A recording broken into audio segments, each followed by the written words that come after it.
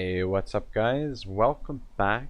This is Ragnarok here with part number 8 of my Total War 3 Kingdoms Zheng Jiang campaign on legendary difficulty. Alright, so it's gonna be a really chill episode today. I don't expect any battles, at least I don't foresee any battles. We're just gonna take a good look at the overall situation. We're gonna take care of some fundamental things. We want to get our one single army to full strength.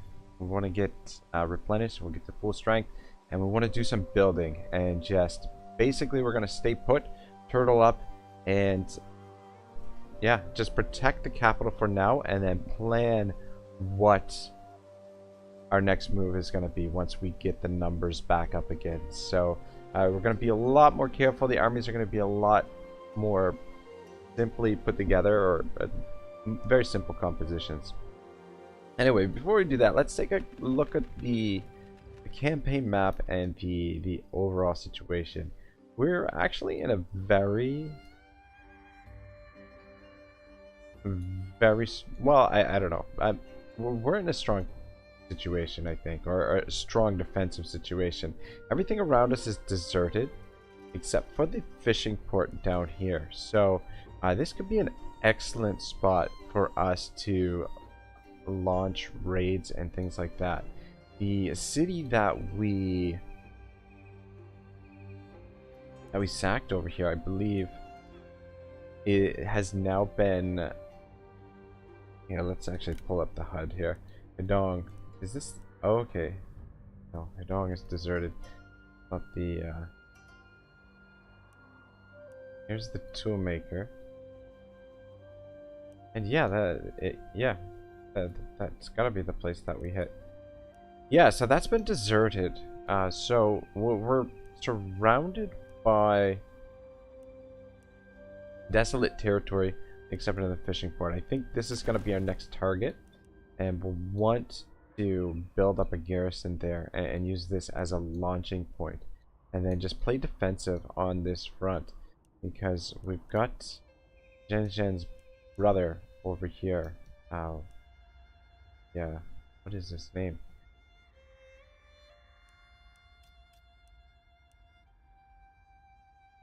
Zheng Jiang. Sorry guys, I should apologize. I mean, a little bit tired tonight, so I just want to get a little bit of work done in this campaign and just try and slow things down just for a little while and make sure we build up our forces. So thinking for this army, we'll get one more archer and one more crossbow. Not crazy about the crossbows, but the crossbows could actually be a little bit more useful taking down enemy lords. So we'll keep 2 in here just because of the extra range, but to be honest, I prefer the bows. And then I also want to switch out the saber militia for the hidden axes, which is going to be expensive. So we're going to need finances. So we're going to build the mail post first, and then the next thing we want to build is the land registry. If we can afford the state workshops, we should build the state workshops first. I know we're only at 0 food, but we can't build anything if we don't have cash, and we need to build income producing buildings. So yeah, we're just gonna be staying put here for a little while. Replenishment wise, that's the other thing. The crossbows, for whatever reason, their mustering rate is higher than the regular bows. I don't understand. I'm not sure why. If I can figure it out, I will let you guys know, but I'm not sure exactly why the crossbows are recruiting so much faster, or replenishing faster. Anyway, so yeah, we're gonna want to switch for the hidden axes in Zheng Jiang's army. I really want to use those. I don't know if I guess she must start with them. I would think she'd start with them. I don't know. Honestly, it feels like an age since I started this campaign. I have no idea what I was doing at the beginning.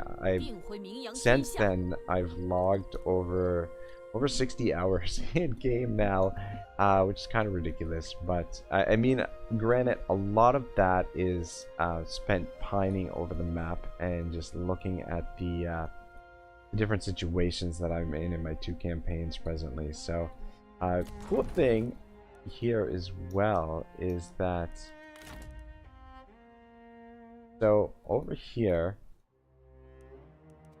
we've made the, or like, I forget what the exact event was, but we have sight down here because we backed him as the legitimate emperor or something along those lines. So we can see what's going on over here, which is kind of cool. Keep an eye on what's going on in the rest of the larger world. So while we're establishing our power base, we can keep an eye on things down here, which is fantastic. Yeah, so definitely do that, and try and make sure I don't forget to look around there. But yeah, and then where's the capital? Capital.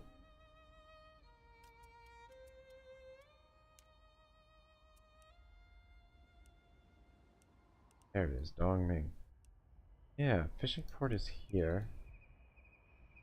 Okay, river, sail down here, land. Small regional city. This is a level 7 city, my goodness. I haven't seen a level 7 city yet. I don't know if anyone's... Yeah, I'm definitely in... Look at the size of that fucking fortress. Holy Moses. Anyway, yeah. Important thing is, right now, we need to get the economy going. And let's take a look at the overall picture here. And just get an idea of... Oh. Have to... Okay. Ownership. Attitude. Everybody hates us except for Yuan Shu. Diplomatic status. We're at war with all this.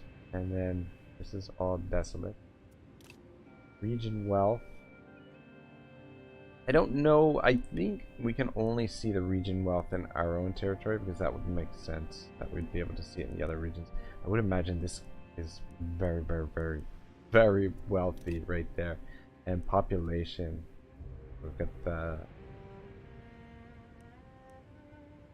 action capital and the Han Empire.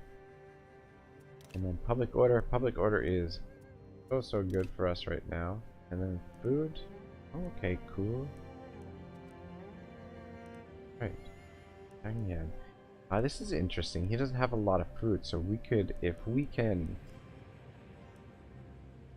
get our food surplus up, we can sell it Zheng Jiang and make a little extra coin and also improve our relationship with him. So I think that's the route that I'm gonna go with in this campaign. For as long as possible, I want to build the relationship with these two. I know that I said in my preview video, any of you have seen it, that we were gonna go to war with him, but I don't think it makes sense. I think he's protecting our back flank, so we're nestled right in here. This is perfect, and well, we'll stay close to the capital for now. If Zheng Jiang gets involved over here, got Gongsun Zan out there somewhere in the mists, and Yuan Shao down here as well. Two very formidable opponents, so we'll have to keep an eye on that also. So, alright, what else were we gonna do? I don't want to get the numbers up.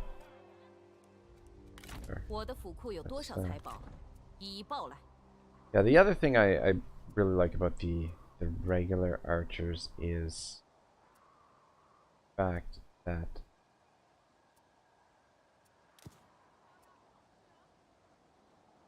range attack rate.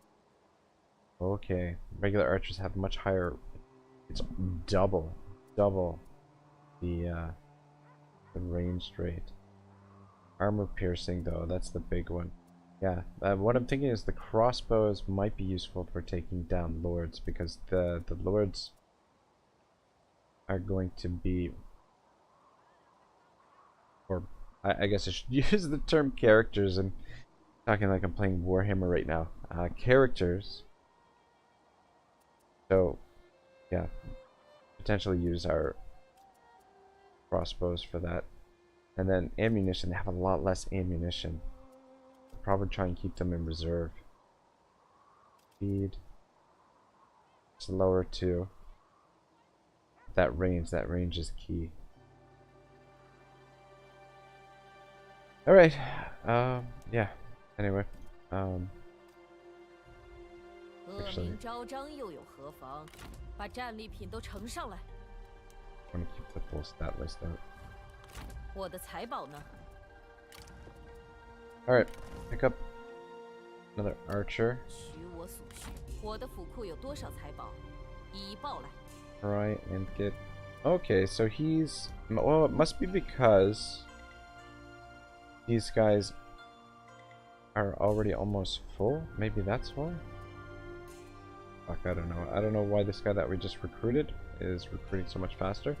But next turn we'll pick up another crossbow, and then that'll give us our first full stack, and then we'll start looking into recruiting some more forces. Probably the first one that we're going to recruit is Zheng Jiang. I don't think that was anywhere close to being right, but if we can get a hold of this guy, he's a guerrilla.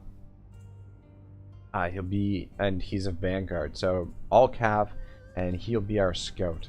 Most likely we'll probably just keep it with the 2 cavalry units initially, and then what we'll want to do is we'll want to get the preacher, and she can... We'll use the preacher as our defender for Taiyuan, for the capital, for our bandit hideout. Our preacher will stay garrisoned here to defend the hideout, and then we'll pick up Liao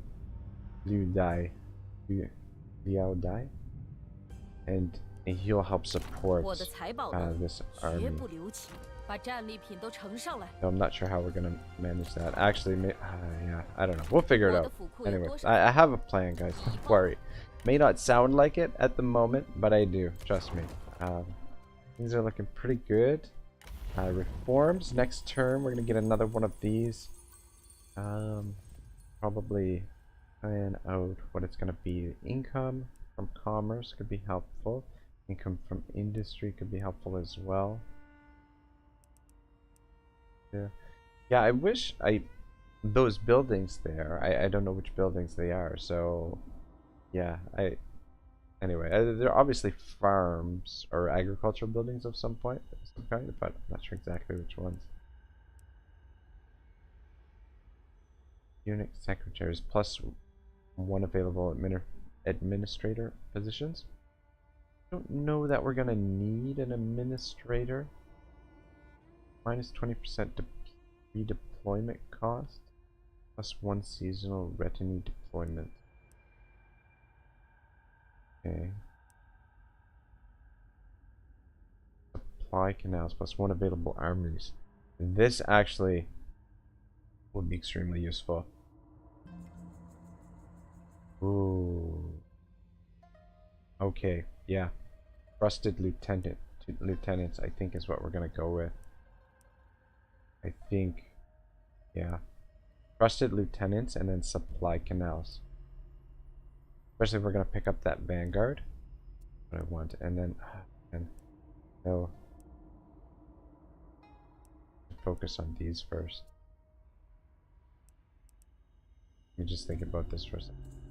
Well, minus 8% recruitment cost for melee infantry. That's going to save us money when we transfer, when we swap her units out, which are going to be really expensive. Though I guess it makes sense. Okay, this is what we're gonna do. Makes sense that we should get the economy rolling a little bit first, and then we'll do this when we've saved up enough money to actually swap the troops. So the order I think we'll go with is we'll either do one of these two, do one of those two, potentially both of them, and then we'll do the trusted lieutenants followed by supply canals. So that's kind of what I'm thinking. Anyway, I think we are pretty much ready to end the turn. Everybody's happy. Oh, there is one other thing that I wanted to do. I wanted to take care of. So our exceptional concubine. No, she's not my wife. I keep her for pleasures. It's less complicated than it sounds. So yeah, very interesting. Zheng Jiang, sorry to say, your trusted concubine is going to... Alright, let's see. So plus 6 cunning right now. 32% ammunition, plus 8 military supplies. Now, 36% ammunition and plus 9 supplies. Having our strategist with lots of ammunition is going to be extremely valuable. 6 teachings. Who has that right now?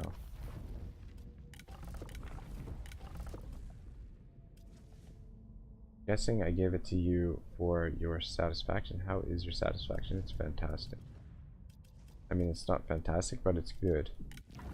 So, these teachings we remove from him, and we'll flip it here. Gets her to 39% ammunition, plus 9 military supplies. Good. Good freaking stuff. Alright, so one more crossbow. We'll pick that up next turn. And then we will just basically be banking cash for a little while. And just keep a close eye on the campaign map.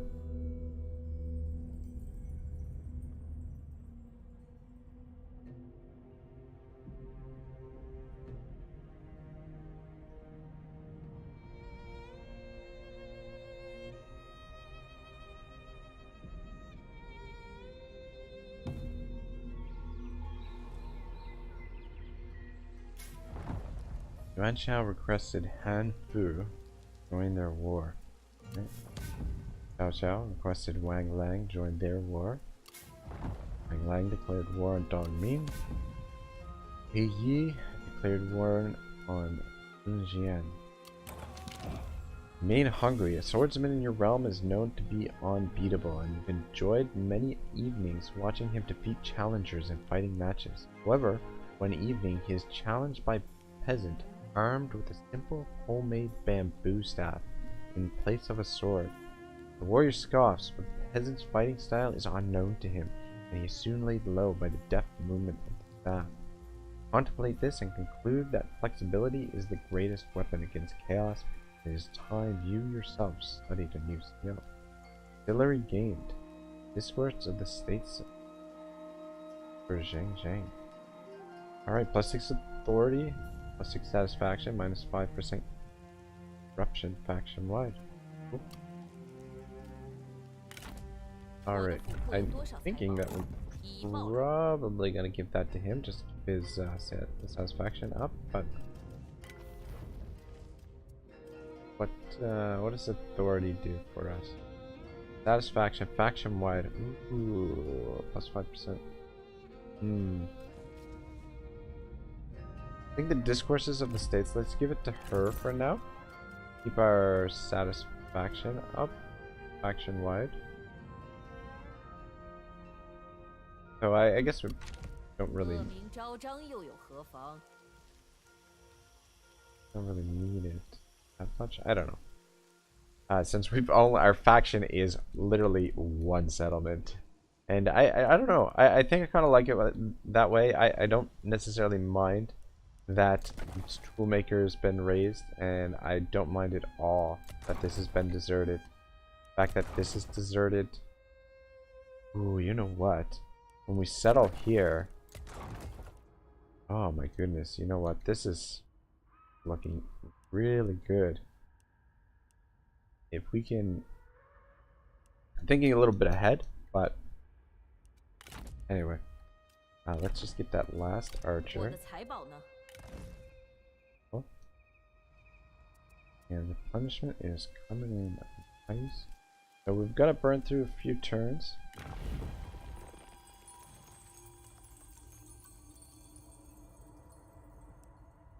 Alright, I just wanted to check that, double check that we'd be able to get these.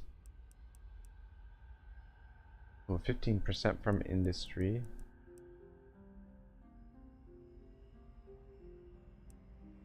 10% from industry. From commerce. We're gonna go with the commerce. Mostly because that's what we're building right now.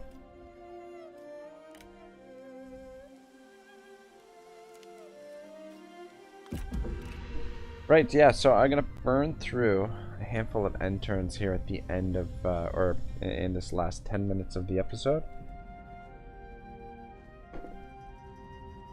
And then, yeah, try and move a little bit quicker next time. I know I did a lot of talking today. Oh yes, absolutely, I'll accept that. I don't think... My plan is not to head in his direction right now. Gongsun Zan signed a peace treaty with Han Fu. Yuan Xiao, or Yuan Xu, vassalized Xiao Xiao. Oh. Consequential details. Vassal dependent autonomy from Cao Cao. Coalition with Cao Cao left by Zheng Jiang. Signed peace treaty with... Alright. Zheng Jiang. Friends stick together. Battle is brutal and above all, wearying. In the aftermath, you and a comrade exhausted, sit to share tea. As the steam rises, silence reigns, but the pouring of the brew and trickle of the rain, no words are exchanged, for they are not needed. Through silence and presence, both find a moment of harmony. Relationship deepens between Zheng Jiang and Wu Gong. Phenomenal. Good. It'll be interesting too to see how low our infamy drops while we're sitting here. Keep an eye on that. We don't want it to fall to the next level. And I do also... This is great too because it gives us an idea of what size armies the AI has with a certain amount of cities. So how many cities does he have? He's got a small city over here, Nanyang. And then... Right.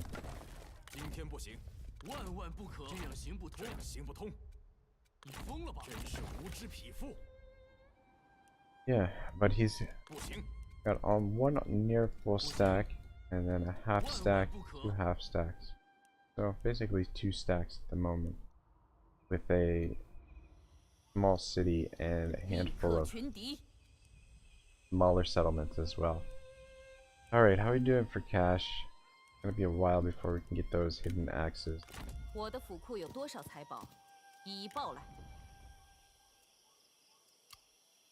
Alright, I think just burn another couple turns. There's not really much to do. We just need to save money right now.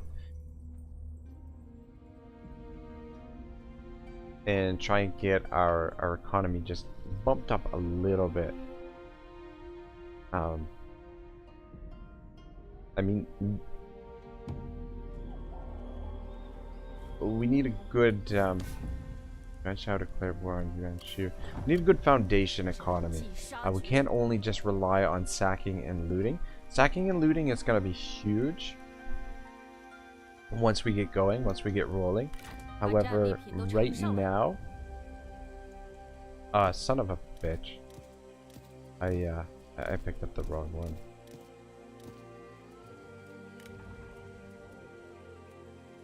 Idiot.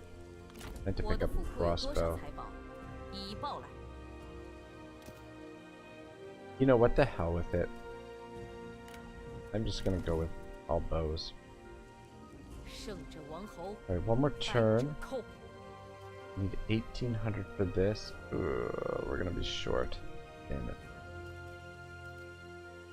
And I don't think we can, it's still locked. Bumping up the taxes. Higher faction rank. Gotcha.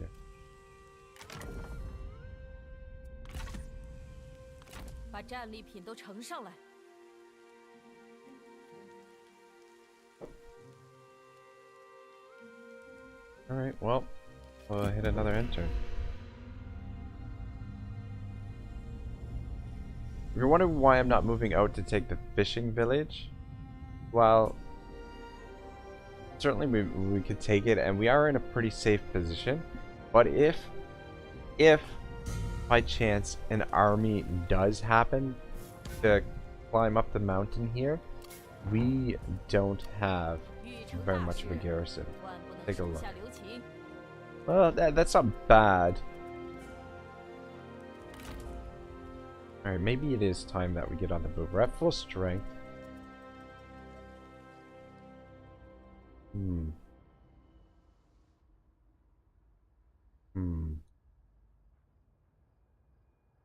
My goodness. Go that way. 4 turns down there. Alright. Well, flies, obviously, we're gonna move to there.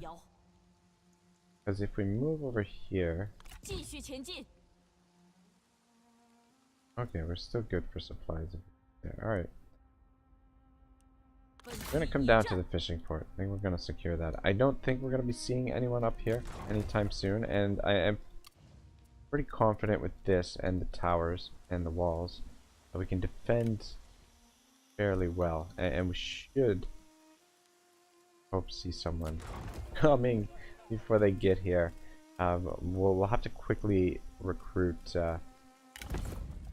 one of these guys when they become available. I'm just gonna hit another end turn here, guys.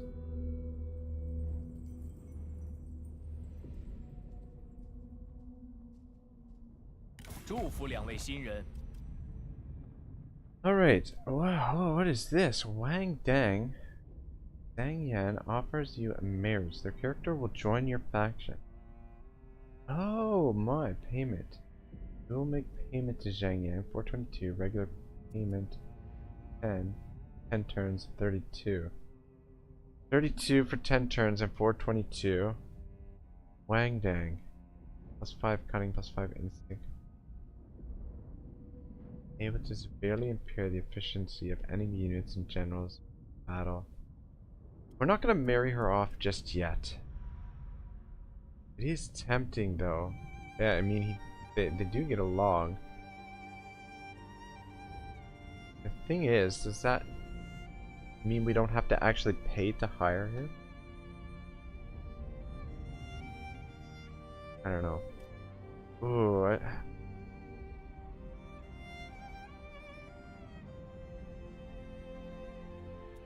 satisfied. Title rank. 5 character satisfied. You know what? I'm gonna accept it. Should improve our relationships with Zheng Jiang. This is another thing that I said going into the Let's Play as well, is that I wanted to marry Zheng Jiang to one of the other lords, one of the legendary lords or whatnot. But I think this way,